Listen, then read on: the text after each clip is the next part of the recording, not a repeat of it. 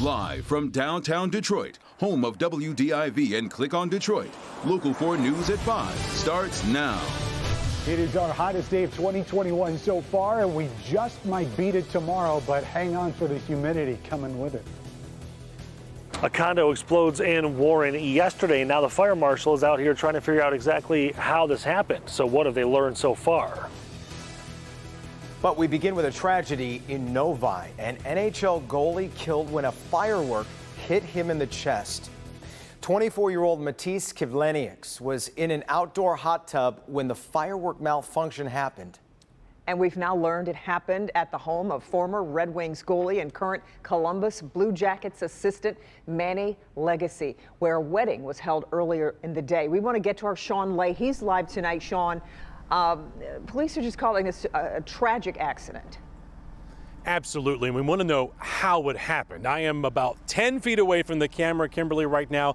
That's how close Matisse Kivlenieks was from that mortar that fired right into his chest. Sky 4 is over the Village Lake subdivision in Novi. Neighbors say the areas around the lake here were packed for a community fireworks display last night.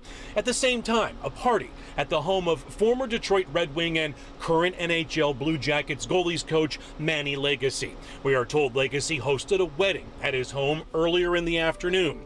There was a large party in his backyard last evening. In attendance, Legacy's young goalie protege with the Blue Jackets, Matisse Kivlenieks, a hockey legend in Latvia, nicknamed the Latvian Wall for shutting out Team Canada in this year's World Championships, and a crowd favorite here in the U.S. as the 24-year-old worked his way up to the big time. But last night, fireworks were also being set off in Legacy's backyard. Kivlenieks was stepping out of a hot tub when a large mortar-type firework tipped and fired right at the 24-year-old. The cause of death as trauma to the chest area with massive internal injuries. In fact, Kivlenieks suffered what is called a percussion injury or blast injury, a direct shot right to his chest that did massive internal damage to his organs. Police say the goalie and beloved teammate was about 10 feet away from that mortar when it was fired. There's no indication that anything criminal occurred. We're treating this as a tragic accident. Back here live, another point police are making is that the person who was dealing and setting off the fireworks wasn't consuming any alcohol, but the entire thing remains under investigation. Guys, back to you. Sean, I can only imagine how people there are reacting after they heard about this tragedy. Neighbors absolutely horrified by what happened, hearing about what happened.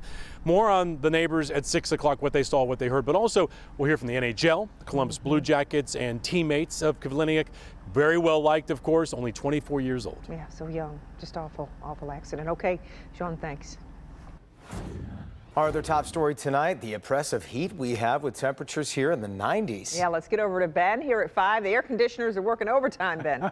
And tomorrow they're going to be on duty as well, Kim, because this is only getting worse as we get into the next 24 to 48 hours. We're 90 degrees right now. We've already made it to 91. That was the hottest mark that we have seen this year so far, and we could beat it tomorrow.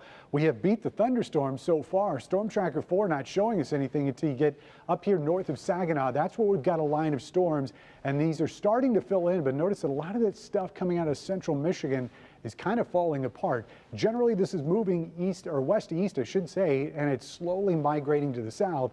So parts of the north and west zone may see some thunderstorms late tonight, but they should be weakening by the time they arrive. There's your high temperature on the thermometer tomorrow, but the heat index is going to be the story. There are triple digits in the 4-zone forecast, and we'll show you how many of us get that coming up in just a few minutes, guys. All right, Ben. In an update posted on Twitter, MDOT now says the closure of eastbound I-94 from Michigan Avenue to West Grand Boulevard is going to last for at least another week. That stretch of road had extensive damage from the flooding. We'll keep you posted when we get a better picture of when it is going to reopen. Now to new information we're learning into that deadly condo explosion yesterday in Warren. Today, neighbors began cleaning up the huge mess as investigators work to figure out what caused it. Our Nick Monticelli was in the neighborhood today as people who live there are still in shock over what happened. A mess, and the cleanup has barely begun. Via Point Drive in Warren looks like a tragic movie scene right now. The tragic part certainly true. One of the neighbors did not survive. Because of the magnitude of the explosion, I definitely figured it was a gas explosion. Hashim Bakari lives just a few doors down. The explosion caught on doorbell camera a block away, jolted people for miles around. The Warren Fire Department is just beginning their investigation. So far, it appears to be a gas explosion. 2 condos are destroyed, many more are damaged, and debris is being found several blocks away. It's easy to understand how someone could not survive this. Neighbors say that someone is 58-year-old Matt Prisgant. One of my neighbors lost his life. They found him in the basement. And then one of the neighbors that I knew pretty well, he was pretty upset, you know. Just to even think that somebody, passed away through this is devastating. Liz Davis lives at the end of the block and nearly 24 hours later still cannot believe what has happened. I can't believe it. It's easy to say, well, you got away with your life, but then part of your life is in your home too, Now, because of all of the debris and everything that needs to be moved out of the way before they can start looking through things, the fire department here in Warren says it could be weeks, maybe even months, until they make an actual determination on what caused this. In Warren, Nick Monticelli, Local 4. Okay, Nick, thank you. And neighbors say they could smell the odor of natural gas in the moments leading up to the explosion. The search for survivors of the condo collapse in Surfside, Florida is back on today. Overnight, a demolition team brought down the part of the building that was still standing. Immediately after that, rescue teams were able to search a new section of the rubble where they discovered 3 more bodies, which brings the number of confirmed dead to 27. 118, though, still remain unaccounted for. Chris Pallone has the latest from South Florida.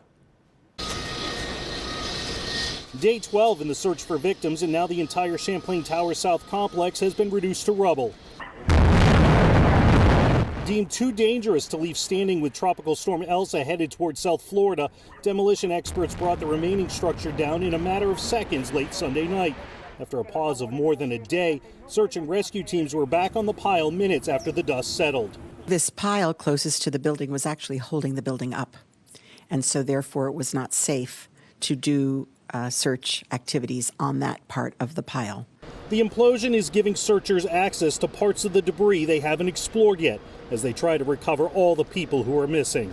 We're looking for voids again where someone may have been able to be inside.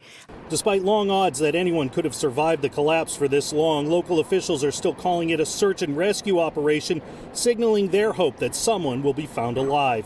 In my opinion, there should be no talk about anything but rescue, and that is the 100% focus of everybody who's on that site. Things are buzzing, the heavy equipment is working, the teams are up on the pile, they are digging, they are searching. The threat from the remaining building and Elsa now diminished, rescue teams want to accelerate the search as they and anxious families hold out hope for a miracle.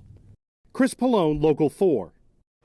And while Surfside isn't expected to see the brunt of Hurricane Elsa, there still is the chance the area could see strong winds and heavy rain. A Novi man faces federal charges in connection to the January 6th siege on the U.S. Capitol. Several FBI tips identified the man as 29-year-old Trevor Brown.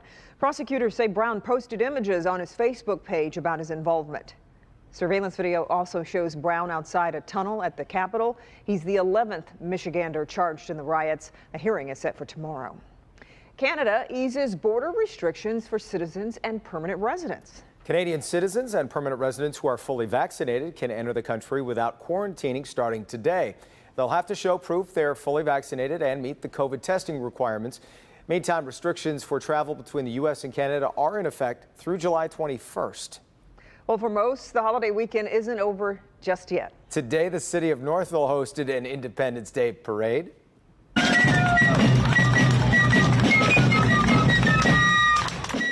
Better late than never, right? Yeah. The parade started at Northville Downs on South Center Street and ended at Our Lady of the Victory on Orchard Drive off Main Street. This year's theme was America the Beautiful. It featured dozens of bands, floats, mascots, and some antique cars. The parade was scaled back a little bit this year, but should be back to full strength next year. All right, much more to come here at 5. Let's check in with Hank. Michigan's Attorney General speaking out about the illegal dumping problem in Detroit and what can be done to stop it once and for all. I'm Hank Winchester. Help me, Hank. That story coming up.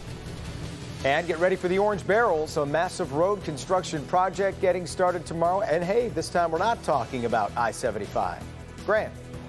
The contents of entire lives left here along this street just off Detroit's Jefferson Chalmers neighborhood. Coming up, what longtime residents here say failed that caused this flooding and what they want the city to do about it now.